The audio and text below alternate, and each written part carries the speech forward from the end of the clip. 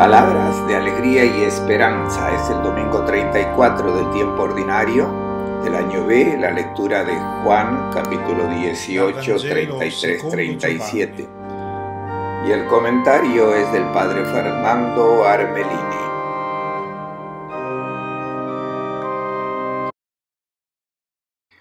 Un buen domingo a todos. Era costumbre en el antiguo Oriente Medio atribuir a Dios Supremo el título de rey.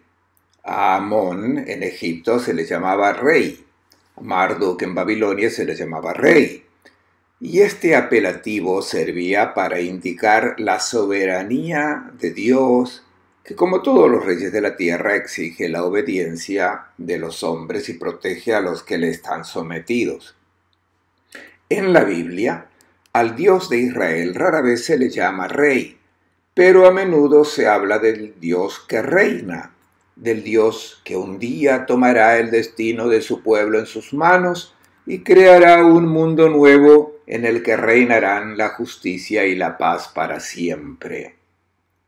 Y de hecho Jesús da inicio a su vida pública proclamando que el reino de Dios había llegado. El reino de Dios está aquí. Es aquí donde la expresión reino de Dios, reino de los cielos, que está en el centro de la predicación de Jesús, aparece no menos de 104 veces en los evangelios. Ha venido precisamente para dar comienzo en el mundo a un nuevo reino, el reino de Dios. Pío XI hacía referencia a este reino cuando instituyó la fiesta de Cristo Rey en 1925. Fueron años dramáticos para Europa. Se estaba preparando la Segunda Guerra Mundial y la locura de los poderes absolutos se extendía por todas partes. En Italia ya había comenzado el régimen fascista. Rusia ya estaba en manos de Stalin. En Alemania el nazismo estaba a punto de llegar. España y Portugal estaban a punto también de caer en manos de potencias absolutas. Parecía que todos aspiraban a dominar y colonizar el mundo. En este contexto, Pío XI quiso afirmar que la institución de esta fiesta, que la historia pertenecía a Cristo, no a los grandes de este mundo. Pero debemos acercarnos a la fiesta de Cristo Rey con cierta cautela, porque es fácil equivocar el significado. El riesgo, que no es nada remoto, es atribuir a Jesús una realeza con la que no tiene nada que ver. Atribuirle esa realeza que Satanás le ofreció al principio de su vida pública y que rechazó cuando lo llevó a la cima de la montaña, le mostró todos los reinos del mundo y le dijo: te los puedo dar si me escuchas, si haces lo que te sugiero. Y Jesús rechazó esta realeza. Las monarquías hoy en día han desaparecido casi por completo, pero la imagen de los reyes, de los emperadores y faraones la tenemos bien presente. Los reyes eran los poseedores del poder, los que ganaban guerras, los que extendían sus dominios, los que subyugaban a otros pueblos. Jesús no tiene nada que ver con esta realeza, por lo que hay que tener mucho cuidado cuando se le aplica la imagen de rey. Incluso los papas no siempre tuvieron una comprensión clara de lo que consiste la realeza de Cristo. La confundieron con la realeza de este mundo. Jesús era muy consciente de este peligro y de hecho lo dejó claro. Los reyes de las naciones las gobiernan, los que tienen poder sobre el pueblo las dominan e incluso pretenden llamarse benefactores. Entre ustedes no es así, dijo a los discípulos. Una distinción que a los discípulos les costó mucho aceptar. Una distinción que ha sido olvidada incluso por la Iglesia a lo largo de los siglos. Todos conocemos los errores cometidos, las alianzas realizadas con los poderes de este mundo, el Santo Imperio Romano, la lucha por la investidura.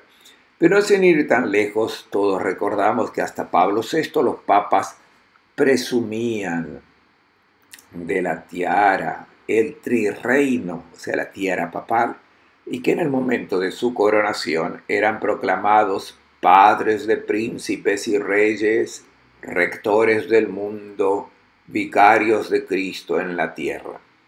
Pues bien, no es a estas realezas a las que nos referimos cuando hablamos de Cristo Rey.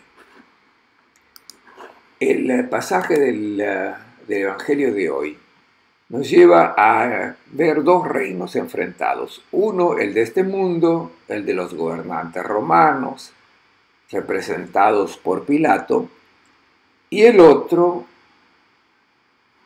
reino, el nuevo introducido en el mundo por Cristo. Son dos reinos incompatibles porque se basan en principios opuestos.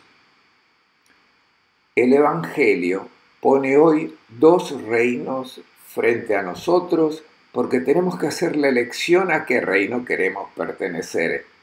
Debemos tener cuidado porque no debemos dejarnos engañar por las apariencias, pues podemos correr el riesgo de ponernos del lado del reino equivocado y al final encontrarnos entre los perdedores. Empecemos por situar el enfrentamiento entre Jesús y Pilato en el tema de la legalidad. Entró de nuevo Pilato en el pretorio, llamó a Jesús y le preguntó: ¿Eres tú el rey de los judíos? Pilato es una persona cuyo nombre nadie recordaría hoy si no fuera porque era el rey de los judíos el viernes 7 de abril del año 30, en la víspera de Pascua, cuando se encontró con Jesús. ¿Quién era Pilato? El filósofo Filón de Alejandría, su contemporáneo, nos habla de él y dice que era un hombre de naturaleza inflexible, arrogante, duro, solo capaz de ejecuciones, violencia, robo, brutalidad, tortura, ejecuciones sin procesos, de crueldad terrible e ilimitada. Residía en Cesarea y se encontraba en Jerusalén en aquellos días con motivo de la Pascua. Vino con 500 soldados para mantener el orden. Tratemos de localizar el pretorio del que habla el Evangelio. Era su residencia en la que tuvo lugar el encuentro con Jesús. Era ciertamente el palacio que había sido construido por Herodes el Grande y donde Herodes había ido a vivir desde el año 23 a.C. Estaba formado por dos estupendos edificios a los que Herodes el Grande había dado el nombre de Cesarion, en honor de César Augusto, su gran amigo y protector, y Agripeion, en honor de Marco Visario Agripa, el yerno de César Augusto, que se había casado con Julia, la hija de César Augusto, y también era gran amigo de Herodes. Para entender lo que nos dice el evangelista Juan, observemos la puerta que está en medio del patio que separa los dos hermosos edificios. Era la puerta que daba sobre el agorá, sobre el mercado alto de la ciudad de Jerusalén. Por tanto, podemos imaginar que siendo la víspera de la Pascua, ese mercado comenzaba a animarse a primera hora de la mañana. A esa puerta llegan los sumos sacerdotes, los escribas, los miembros del Sanedrín, que durante la noche pronunciaron la sentencia de muerte de Jesús. Llegan al agorá, frente a esa puerta, pero no pueden entrar, porque si la atraviesan entran en la casa de un pagano. Se vuelven impuros y no pueden celebrar la Pascua. Por eso le piden a Pilato que salga y hable con ellos. Quieren encontrarlo. Por los escrúpulos religiosos de esta gente, Pilato tendrá que transitar entre esta puerta donde se encuentra con los acusadores y el interior del palacio donde interrogará a Jesús. En el interior de este palacio se producirá un diálogo con Jesús sobre el tema de la realeza. Desde el final de los años 1800, los estudiosos se habían dado cuenta de que este ir y venir de Pilato entre la puerta que da al ágora y el interior del palacio da lugar a 7 escenas, las que tienen lugar fuera del palacio y las que tienen lugar dentro donde Pilato dialoga con Jesús. Cuando llega a la puerta, Pilato les pregunta qué acusación traen contra este hombre. Y los judíos responden simplemente, si no fuera un malhechor, no te lo habríamos entregado. Por lo tanto, no hay una acusación precisa. Y aquí comienza la segunda escena, la que se narra en el pasaje del Evangelio de hoy. Pilato vuelve a entrar en el palacio y dentro del pretorio hay ahora un enfrentamiento entre dos poderes, entre dos reinos, el representado por el funcionario romano Poncio Pilato y el reino representado por Jesús. La única preocupación de Pilato es asegurarse de que Jesús no es un cabecilla capaz de causar desórdenes o cuestionar el poder del emperador. Por eso, inmediatamente le hace a Jesús la pregunta que quiere hacer. ¿Eres el rey de los judíos? Jesús no le contesta y le hace una contrapregunta. Escuchemos. Jesús respondió, ¿eso lo preguntas por tu cuenta o porque te lo han dicho otros de mí?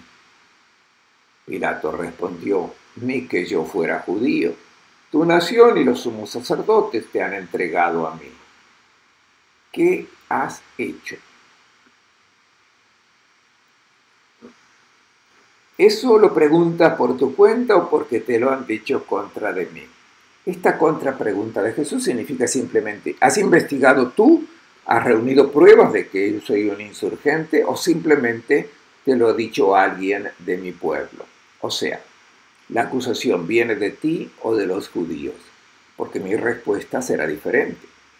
Si la pregunta viene de Pilato, entonces rey de los judíos significa que Jesús pretende ejercer poder político sobre los judíos. Si por otro lado la acusación viene de los judíos, entonces rey de los judíos significa otra cosa, significa el rey que están esperando, el Mesías, el ungido, el que los profetas han hablado, y un rey que sobre todo tiene una dimensión religiosa. Él será el que conducirá al pueblo de vuelta a Dios, el que traerá las bendiciones de Abraham a todos los pueblos de la tierra, el que defenderá a los desdichados, a los pobres, a los que no encuentran ayuda, se apiadará de los débiles, salvará la vida de los desdichados. Y por supuesto Pilato responde, ni que yo fuera judío. Hablo como procurador romano, no como religioso judío. Quiero saber si eres el rey de los judíos. Lo del Mesías, la profecía, no me interesa. Me interesa la política y la seguridad. Eso es lo que significa ni que yo fuera judío. Olvídate de lo que piensen los que pertenecen a tu futuro. ¿Qué has hecho? Dice Pilato. Jesús podría haber respondido, pregunta a la gente. Ellos te dirán que solamente y siempre he hablado solo de amor, de paz, de justicia, de compartir los bienes, de servicio a los necesitados, curé a los enfermos, defendí a los pobres, ayudé a los que se habían equivocado en la vida. Es cierto, también volteé mesa de cambistas y he expulsado del templo a vendedores y compradores. Pero esto es un asunto de nuestra religión, a ti ciertamente no te interesa. Es cierto que he hablado del reino de los cielos, pero lejos de mí querer gobernar a los judíos. Jesús podría haber contestado así, pero en lugar de eso Jesús amplía el discurso, porque quiere que le quede claro a Pilato lo que entiende por realeza y que el reino no es de lo que siempre se ha hablado. A lo largo de su vida pública, nunca ha hablado del reino de los judíos, solo ha hablado del reino de Dios. Escuchemos cómo Jesús introduce el tema. Contestó Jesús: mi reino no es de este mundo. Si mi reino fuera de este mundo, mis soldados habrían peleado para que no me entregaran a los judíos. Pero mi reino no es de aquí. Mi reino, dice Jesús a Pilato, no proviene de este mundo. Por lo tanto, no diga que es rey, pero especifica que es un reinado diferente que no viene de este mundo. Prestemos atención a la traducción porque no dice que su reino no es de este mundo, que no concierne a este mundo, porque esto daría la idea de que Jesús luego construye su reino en otro mundo, en el paraíso, y aquí las cosas pueden seguir con diferentes principios y valores. No, su reino tiene que ver con este mundo, pero es un reino que no tiene su origen en este mundo. Su reino tiene un origen diferente. No nace espontáneamente de la tierra, de la naturaleza material nuestra, vienen los reinos que conocemos bien, los que se han sucedido a través de los siglos, reinos guiados por el impulso que viene de la naturaleza biológica que empuja a los hombres a competir, a luchar, a tratar de dominar a los demás, a someter a los que son más débiles. De la tierra, de la naturaleza, vienen los reinos descritos por el profeta Daniel en el capítulo 7. Son los reinos de las bestias. Son los que se han sucedido a lo largo de la historia y que el profeta presenta con esas imágenes del león, que son los babilonios que dominan, mutilaron a otros pueblos, pero luego vino un oso, los medos, que derrotaron al león que los habían dominado. Estos son los principios de los reinos que vienen de la tierra. Luego vino un leopardo que derrotó al oso, y son los persas, que dominaron a todo el mundo. Y luego vino otra bestia más fuerte que ni siquiera se dice qué bestia es, porque es peor que todas las anteriores. Fue Alejandro Magno. Pues bien, los imperios bestiales descritos por Daniel tienen que desaparecer, pero surgen otros, siempre de la tierra, siempre guiados por los mismos principios, cambian de nombre, pero el guión es el mismo que se repite siempre. ¿Y cuáles son los objetivos que guían a los nuevos reinos que vienen de este mundo? Los reinos que vienen de este mundo es uno del reino de la tecnocracia, los reinos de las multinacionales, los reinos que controlan la explotación de las materias primas, los reinos que manejan las finanzas mundiales. Son reinos que se regulan según los principios y valores que vienen de este mundo, de la tierra. Incluso Jesús fue tentado a iniciar su propio reino a partir de estos principios mundanos. El maligno le había dicho: mira, es lo que hacen todos. Si quieres conquistar el mundo, tienes que adaptarte, tienes que imponerte en todos los sentidos, incluso con mentiras, con deshonestidad, con injusticia, incluso con violencia si es necesario. De lo contrario, en este mundo tú pierdes, no puedes tener éxito. Jesús explica a Pilato, si mi reino fuera de este mundo, a partir de estos principios y valores, yo también habría tenido que recurrir a la fuerza y mis seguidores se adaptarían a lo que hacen todos. Habrían tomado las armas y hubieran luchado por mí. Siempre sucedió así. Es parte de la lógica de la competición entre los reinos que buscan la dominación del poder. Jesús dice que el reino al que dio inicio no viene de este mundo, no viene de la naturaleza biológica que nos lleva en otra dirección. El instinto no lleva a olvidarnos de nosotros mismos, de nuestro propio beneficio, de nuestro propio interés, para buscar el bien y la vida de nuestro hermano, incluso si es un enemigo, incluso si nos ha perjudicado. La naturaleza no nos lleva a poner la otra mejilla, sino a devolver la bofetada.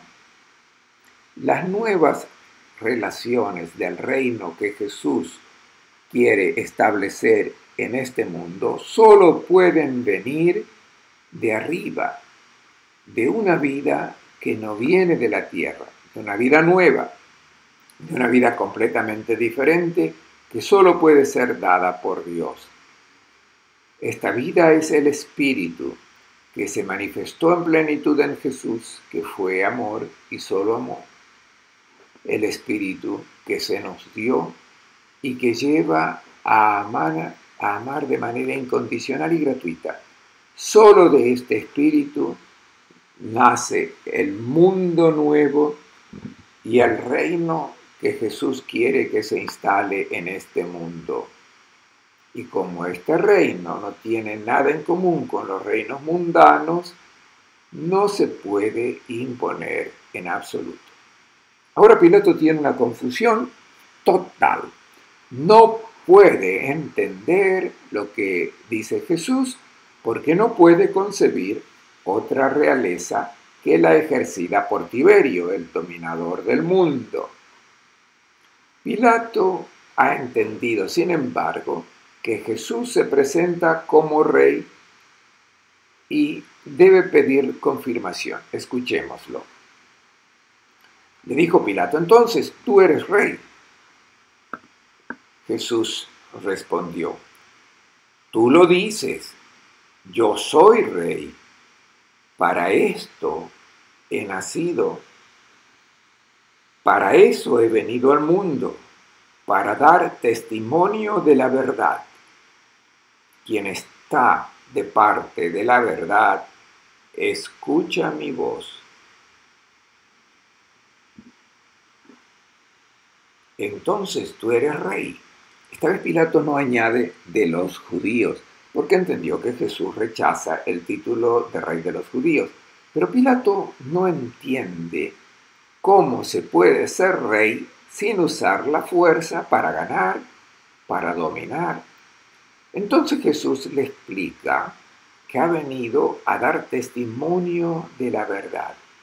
La verdad en sentido bíblico es diferente del concepto que los griegos tienen de la verdad y también de la idea que nosotros tenemos de la verdad. Para un judío, la verdad indica la coherencia con la realidad, con la propia identidad, con la vida. También nosotros empleamos en este sentido el adjetivo verdadero. Por ejemplo, decimos, esto es un verdadero café. Queremos decir que no es un sucedáneo, un derivado, un subproducto. O decimos, este es un verdadero sacerdote. O es un verdadero cristiano. Queremos decir coherente con lo que enseña el Evangelio. No queremos decir que no dice mentiras, sino que corresponde a la identidad que esperamos que encarne. La verdad para un semita es la vida. no una realidad abstracta. Jesús vino a testificar con su persona la verdad. ¿Qué verdad? En primer lugar, la verdad sobre Dios. ¿Por qué hay tantas mentiras sobre Dios? Mentiras inventadas por la gente. La verdad sobre Dios que nos presenta la persona de Jesús. Es el Dios que ama al mundo incondicional y fielmente. Dios del que solo se puede esperar un abrazo, incluso para sus hijos fugitivos. Jesús hace presente a este único Dios verdadero. Los otros son ídolos que han sido creados por los hombres y son sustitutos de Dios.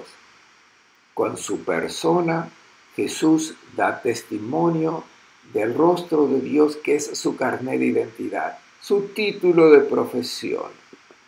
No dice ser amo, dominador, patrón, dice siervo, esclavo del hombre, esclavo por amor. Luego Jesús vino a dar testimonio de la verdad sobre el hombre. ¿Cómo es el verdadero hombre? ¿El hombre verdadero es el corrupto, el disoluto, el violento, el asesino? No, estos son todavía fieras. Con su persona Jesús da testimonio de que el verdadero hombre es el que ama, el que está dispuesto a dar su vida, incluso por el enemigo, incluso por el que le hace daño. Este es el verdadero hombre atestiguado por la persona de Jesús. Ser verdadero hombre significa adherirse a esta propuesta suya. Él nos presenta al verdadero hombre que se convierte en cordero en medio de los lobos, y entonces tengámoslo en cuenta cuando celebramos la Eucaristía. En el signo del pan y del vino, el Cordero de Dios se nos presenta cuando comemos ese pan y bebemos esa copa. Significa que nos adherimos a la propuesta del nuevo reino, que es el de los corderos, que están dispuestos a dar su vida incluso por el enemigo. Después Jesús vino también a dar testimonio de la verdad sobre el reino verdadero. Los otros reinos que provienen de este mundo, los valores, los principios de la lógica del mundo son falsos, son comedias. De hecho, son extensiones de los reinos de las fieras. Son reinos dishumanos, inhumanos. Jesús es rey, pero no en el sentido que entendía Pilato.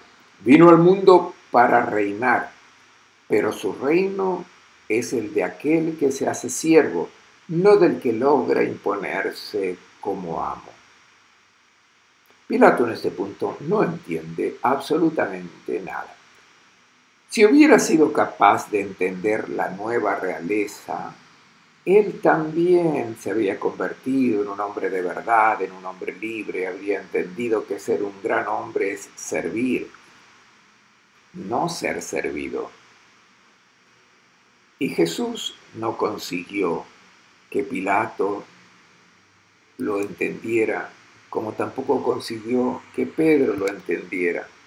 Estaba a punto de llegar un terremoto al mundo que le haría tambalearse, que haría colapsar todos los reinos inhumanos y que daría lugar al verdadero reino. Jesús continúa diciendo: quien está de parte de la verdad, escucha mi voz. ¿Quién quiere ser verdadero? Que me siga, como cordero siguiendo la voz de su pastor. Pilato le responde: ¿qué es la verdad? Pilato ha sido reasegurado por las palabras de Jesús, ha entendido que no es un elemento peligroso para los intereses políticos de Roma. Sin embargo, con la pregunta ¿qué es la verdad?, demuestra su incapacidad, incluso su desinterés en aceptar la nueva luz de Jesús. Podría al menos esperar la respuesta. Si se hubiera parado a cuestionar a Jesús qué entiende por verdad, habría entendido que los verdaderos hombres no son Sayano, Tiberio, los dominadores, sino que verdadero hombre es el que tiene presente la verdad, la tiene delante, es Jesús de Nazaret. Por desgracia, Pilato no se dejó involucrar por esta verdad.